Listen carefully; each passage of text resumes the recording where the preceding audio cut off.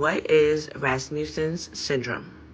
Rasmussen syndrome is associated with slowly worsening neurological problems and seizures in children. Seizures are often the first problem to appear.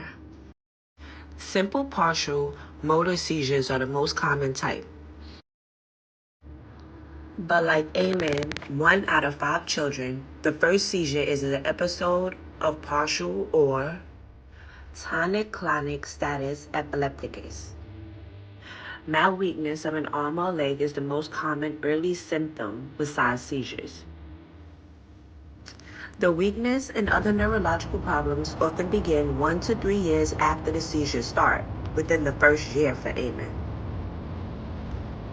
Progressive weakness on one side, hemispherectomy, and thinking memory impairment are common.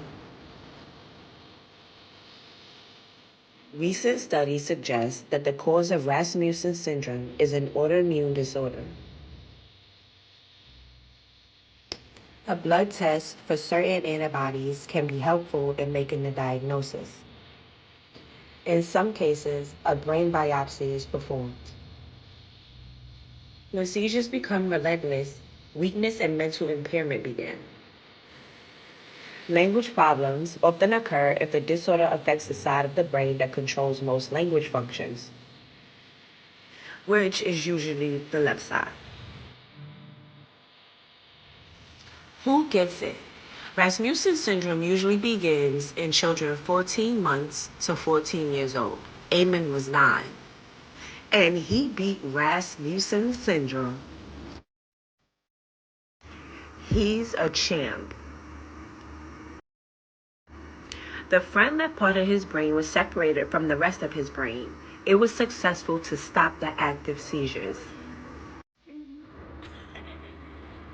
After the surgery, most can walk and run, although with a limp. Hand functions on the side opposite to the surgery is often significantly different. And fine motor skills are not possible. He had a surgical procedure called a functional hemispherectomy. The language hemisphere was affected. He has regained most of his language skills. We tried inflammatory steroids and immunological therapy. But he's Amyn King.